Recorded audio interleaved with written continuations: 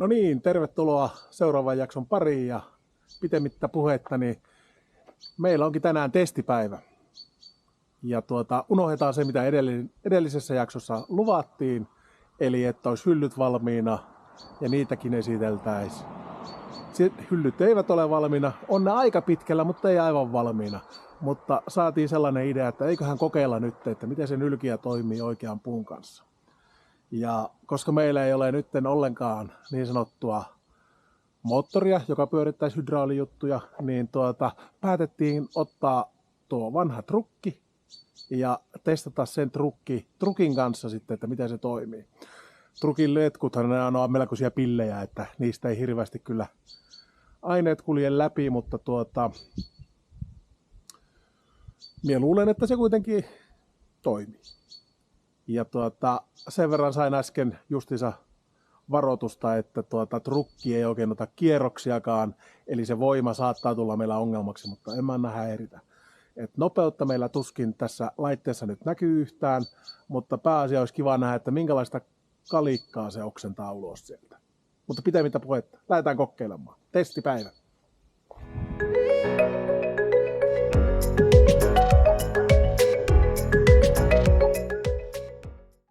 Eli ensimmäinen testi ja meillä on nyt käyttövoimana niin trukki ja sen hydrauliikka.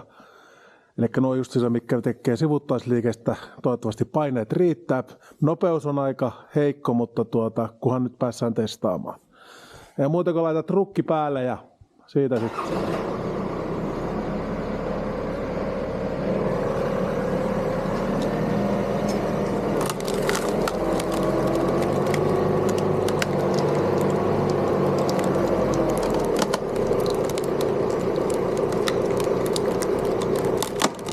Menee.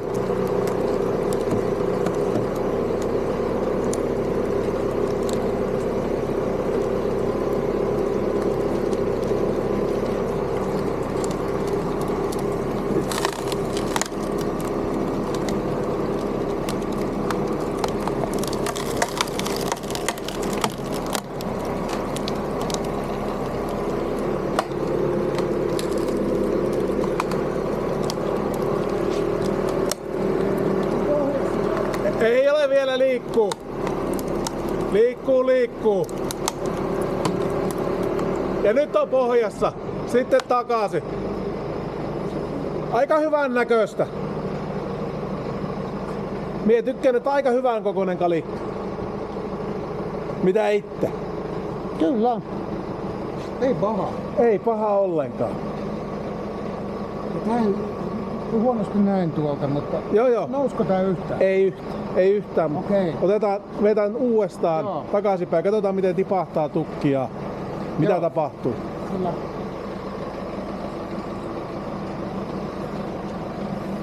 Koko luokka on kyllä aika mukava.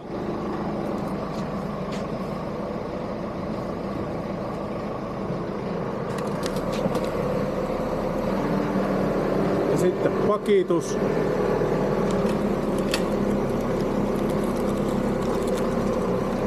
Katsotaan menneekö se niinkö on suunniteltu.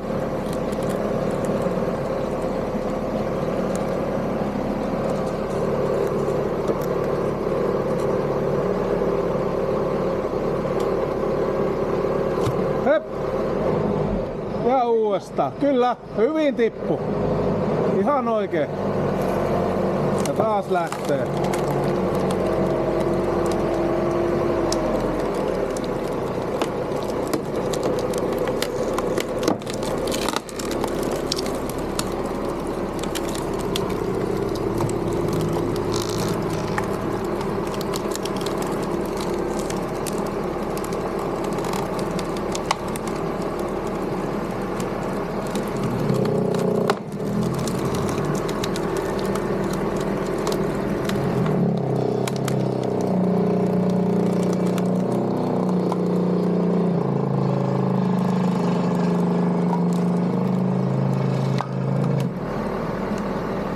Joo, ja takaisinpäin. Onko pohjassa? Oh!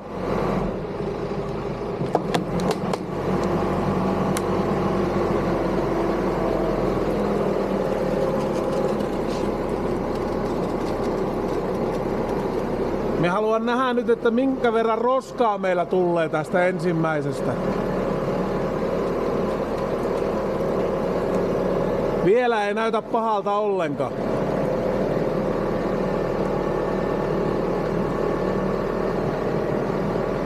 Seis! Nyt on pieni semmonen, ei aivan tipaha meillä tämä juttu.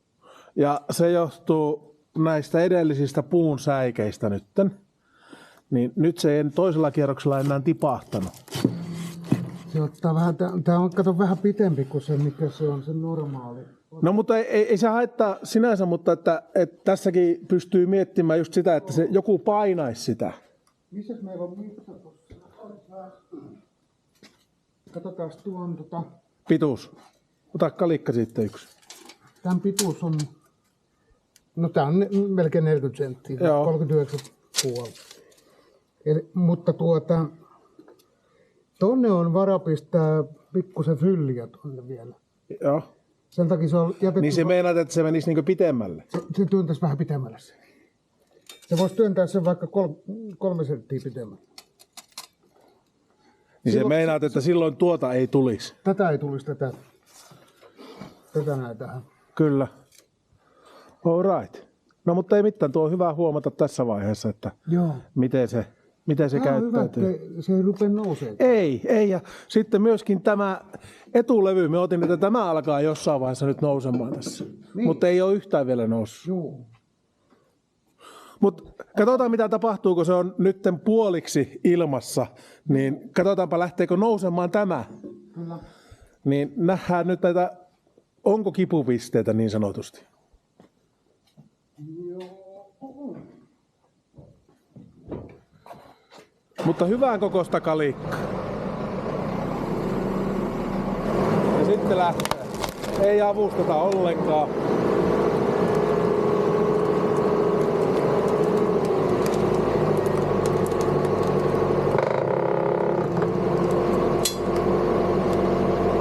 Anna mennä vaan. Pysähty. Eikö riitä voima? Ota taaksepäin vaikka vähän sen, niin jospa se lähtis. Noniin, ja nyt. Joo.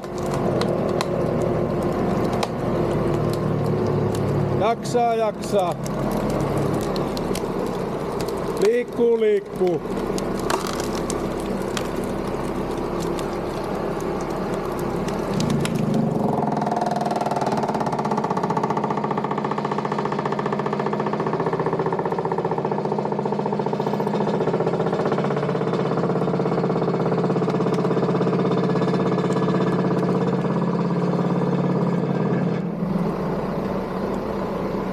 Joo, päässä on. Takaisinpäin.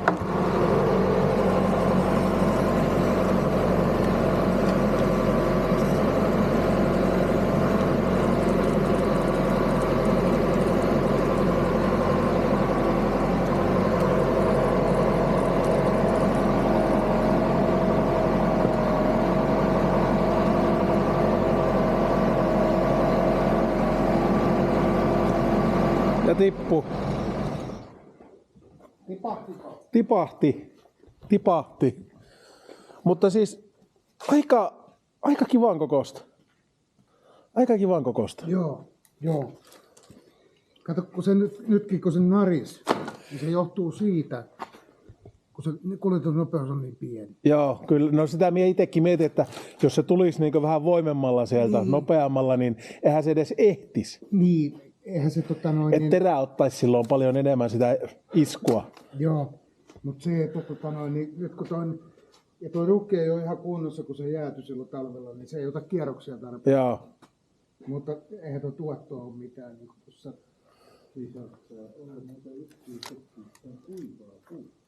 Siis on varmasti kuivaa. Tai no, on se aika kosteatakin koko kelle, niin kyllä se ihan märältäkin vielä tuntuu, mutta kuitenkin. Mutta kyllä se pelaa toi juttu. Kyllä se pelaa, ja siis nyt me nähdään niin tämä kalikan koko, kun aletaan tekemään sitä roskanpoistoa ritillä ja välppää siihen Niin. eteen, että minkä kokoista sieltä nyt tulee sitä kalikkaa ja Joo. mitkä saa mennäkin ja mitkä ei. Kyllä. Otetaanko seuraava? Siinä on nyt tuohon oli pitkä nyt, kun Se oli pitkä. Niin, 3/3. Otetaanko paksumpaa? Otetaan paksumpaa. Eli testi 2. Otettiin isompi pölli ja katsotaan miten se jatkaa käyttäytymistä. Ja siitä lähtee.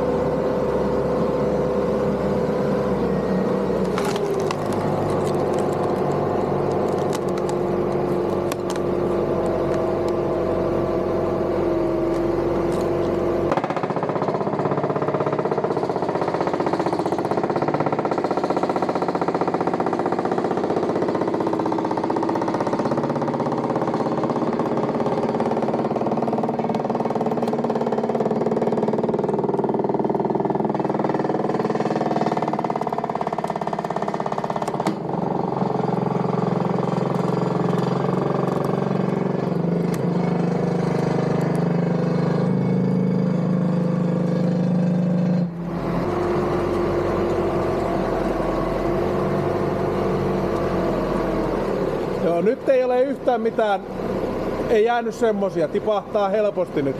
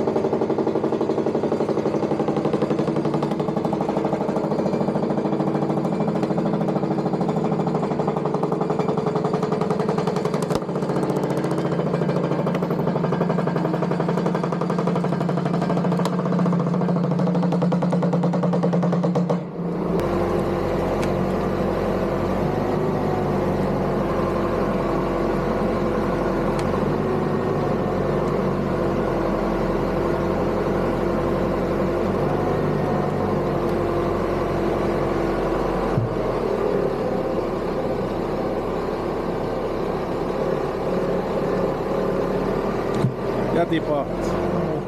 Mutta se meni poikki huomattavasti aikaisemmassa vaiheessa jo. Okei. Eli Joo. se oli aika hyvä. Mutta ei tässä on nyt... Ei yhtään mitään sanoa. Niin. Ei mitään sanoa. Joo.